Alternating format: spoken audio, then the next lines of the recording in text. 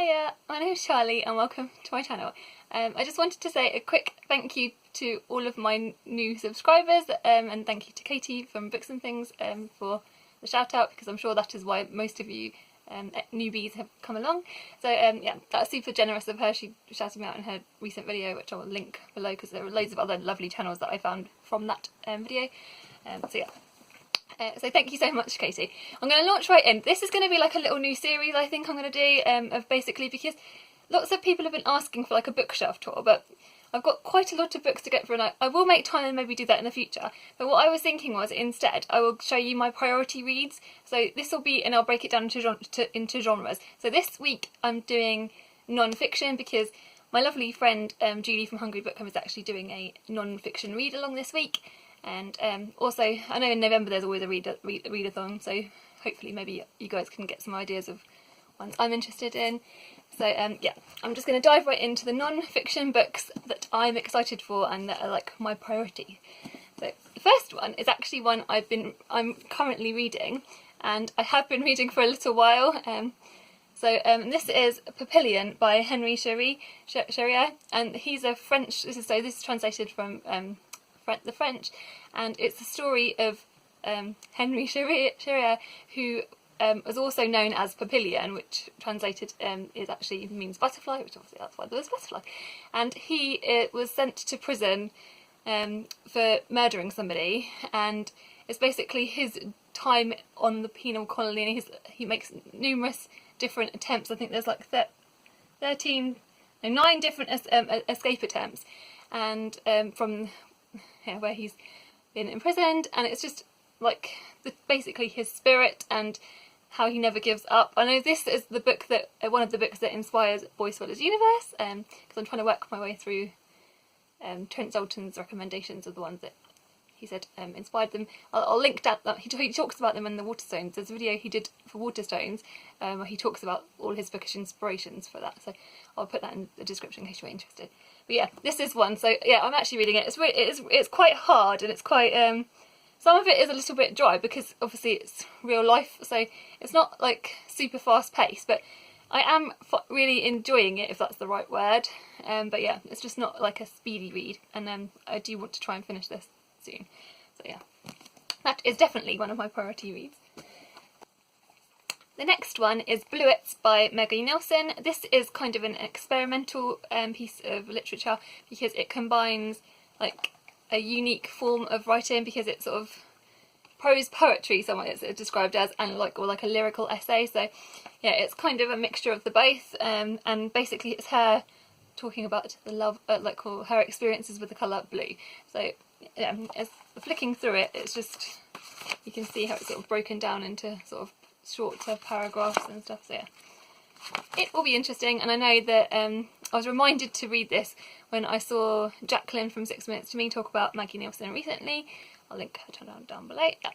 So yeah, this will be quite interesting and unique, so I can't wait to get to it. And it's very, very short, so why not? The next one is by an author that you would have heard me talk about quite a lot this year, is Alice Walker. This is a Chicken Chronicles, and it's kind of a memoir, but it's of her experiences of like having and raising chickens. But it's not just that, because there's a lot of other things in here. I know there's like some poetry and some other things. The chapter titles are just so wonderful. I'll have to read you some of them. Mummy is so thankful to have you appear. Gertrude's neck. That sounds a bit hard. Sitting with the angels who have returned with my memories. So it just sounds so wonderful, and I just love chickens anyway. Like, I love the idea of having chickens. I don't actually have any chickens. My friend Gaia has chickens, Gaia Athena. But I just love the idea of it, and I know like it's her bond, and like, and Alice Walker's writing is always amazing. I've read 2 books from her so far this year, and it combines poetry and memoir, so in part. So I can't wait to read it. So it's definitely a priority, because I know that I'll just love it. The next one I am going to be talking about is All God's Children Need Travelling Shoes. This is the 5th of Maya Angelou's autobiographies. In case you're new to my channel, I'm working my way through them. So yeah, and what other ones I've all read and just loved so far. And this is when she arrives in Africa, she's emigrated to Ghana, and I guess it's the hard things that she experiences there, and the friendships that she finds there, and her involvement in the civil rights movement in that way as well. And also, so it says at the back, and the myth of Mother Africa. So yeah, I guess it's her dispelling things that people think. I don't know. It's going to be amazing. I just know it's always her things that she talks about are really always relevant and hard hitting and raw.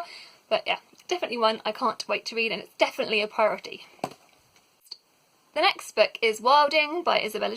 This, in case you don't know, is a sort of another sort of memoir, and it's about her and her husband Charlie, who they own this farm, and they were on the verge of the farm was on the verge of bankruptcy. So in order to save it, they turned the farm back to nature, and they sort of let everything go wild whilst sort of overseeing it and sort of gently.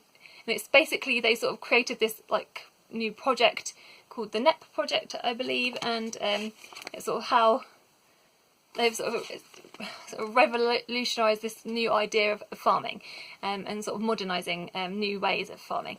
And it sounds really interesting. I love sort of nature writing and stuff to do that anyway, and it just sounds wonderful. So, and the idea of like letting the land grow back and seeing the benefits of that sounds wonderful to me. So that's because I myself do grow vegetables and things, so like, I don't know, all of this sounds just so wonderful to me. So yeah, that's why I can't wait to read that, and it's definitely a priority, as are all of these.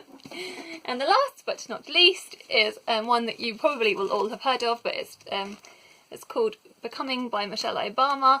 This is one I was sent by my lovely friend Shireen. I'll link her channel down below, and this is one I've been wanting to read for so long, so I'm so sorry that I haven't got to it. But I just, quite beefy. There's no real reason I haven't, but yeah, this is basically, I'm sure all of you know this is about. This is Michelle Obama's like memoir, an autobiography of her sort of journey to becoming the First Lady and all the stuff that happens before then. This has got like loads of gorgeous photographs in it, like obviously like just her anyway, and also when she first meets